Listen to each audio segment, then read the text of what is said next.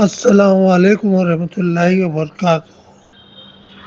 حال ہی میں جاوید اختر مشہور شاعر ہیں، جان نثار اختر کے فرزند ہیں،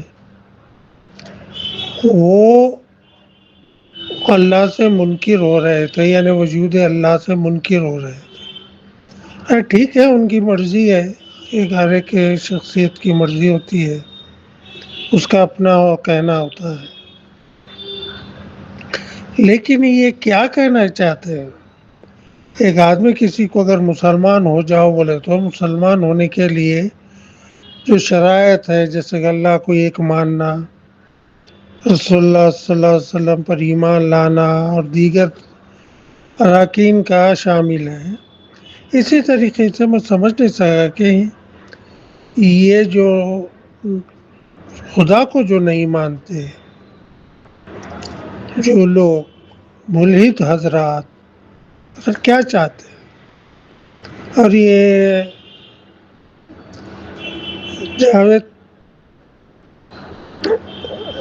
جو شاعر صاحب ہیں وہ کیا چاہ رہے ہیں؟ جاوید صاحب کہ کیا آدمی کیا کرے؟ اگر کوئی ملحد ہونا چاہے تو کرے کیا؟ کوئی مذہب اپنانے کے لیے چند روایات ہوتے ہیں، چند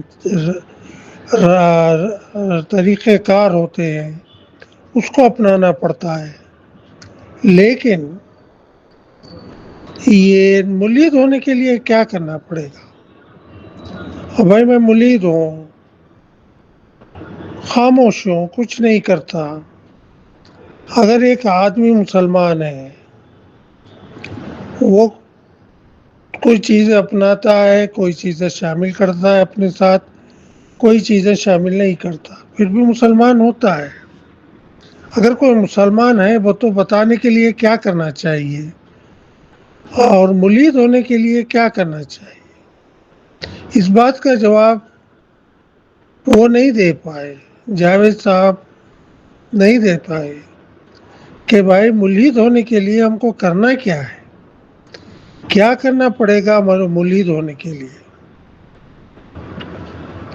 ایک آدمی اگر منہ سے کہتے کہ میں ملحد ہوں تو کیا ملحد ہو جائے گا؟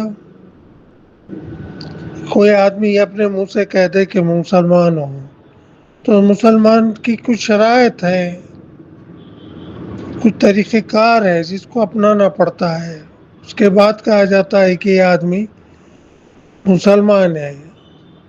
یا کوئی اور مذہب والا وہ اپنے مذہبی جو بھی رسومات ہے اس کو ادا کرتا ہے، لیکن مجھے یہ نہیں سمجھ پایا آج تک میں ان حضرات سے، ملحد ہونے کے اثرات سے، کہ وہ خدا نہیں ہے۔ اگر خدا نہیں ہے تو کیا ہو رہا ہے؟ خدا ہے تو کیا ہو رہا ہے؟ اب زندگی میں کیا اثر پڑ رہا ہے؟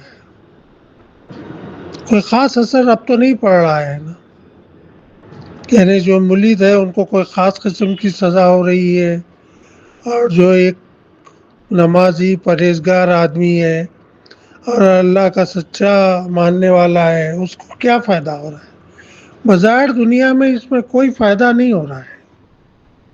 یہ چیز تو صرف اور صرف بظاہر ہمارے عقیدے کے حساب سے مرنے کے بعد ہی معلوم ہوگا۔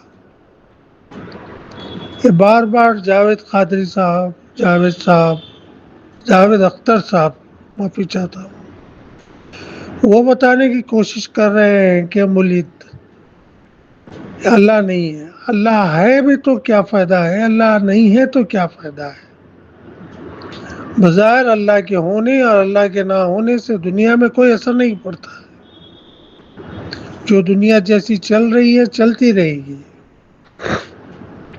اور جو انسان اللہ سے مانگتا ہے وہ اس کی بات پوری ہوتی بھی ہوگی یا نہیں ہوتی ہوگی، یہ تو کوئی نہیں جانتا۔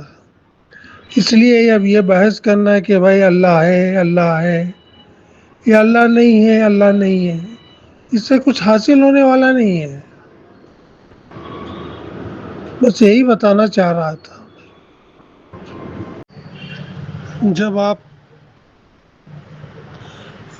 خود کوئی بڑے چھوٹے کا ڈر نہیں رکھیں گے تب آپ کو گناہ کے تعلق سے زیادہ نہیں سوچیں گے۔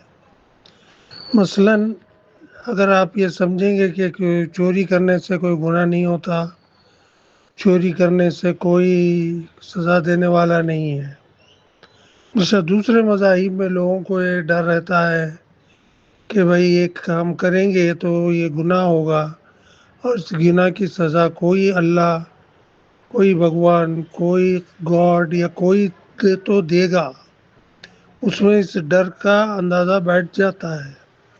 لیکن جب ملحد لوگ ہوں گے، جب وہ کسی خدا کو ہی نہیں مانتے، تب وہ کسی سے ڈرنے کا کیا سوال پیدا ہوتا ہے؟ ذرا سوچنے سمجھنے کی بات ہے، یہ بہت اہم بات بول رہا ہوں میں۔ ملحد حضرات کبھی بھی چوری کو، ڈاکے کو یا زنا کو یا کسی اس قسم کے گناہ کو گناہ نہیں سمجھتے ہوں، بس مرضی سے ہو گیا کر دیے، زبردستی بھی کر دیتے ہوں گے کیونکہ گناہ کا ڈر نہیں ہے انہیں۔ یہ گناہ کا جب ڈر ہوتا ہے تو لازماً وہ کچھ خیال کرتا ہے، انسان خیال کرتا ہے۔ جب اس کے پاس کچھ گناہ اور ثواب کا اس کے پاس کوئی پیمانہ ہی نہیں ہے، تب وہ لازماً کوئی گناہ کرنے سے پس و پیش نہیں کرتا۔ کب لوگ گناہ نہیں کرنے سے پس و پیش کرتے ہیں؟ جب بھی ان کو پتا ہو کہ ہمارے اوپر کوئی نہیں ہے، جو کچھ ہے یہی دنیا ہے جو نظر آ رہی ہے، یہیں پر گناہ کریں گے، یہیں پر کوئی برائی کریں گے، اس کو کوئی پوچھنے والا نہیں ہے۔ اس سے بھی کیا ہوتا ہے، گناہ زیادہ بڑھنے کا ڈر رہتا ہے۔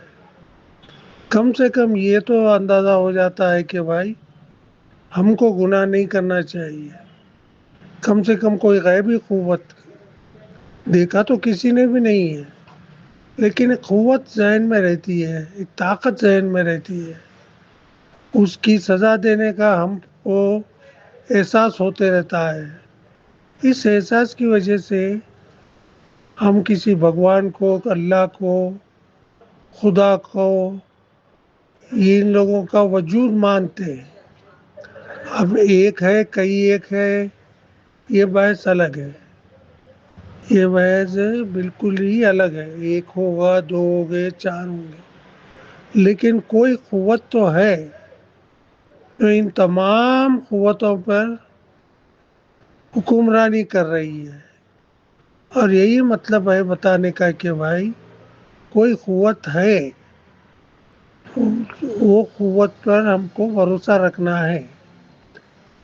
اب آپ خود دیکھیے، چوری کرو، ڈاکہ ڈالو یا کوئی بھی گناہ، بڑے سے بڑا گناہ کرو، آپ جب کسی کو مانتے ہی نہیں تو کسی کے سزا کا پیمانہ بھی آپ کے پاس نہیں ہے۔ اور بھی کچھ کہا جا سکتا ہے، بہرحال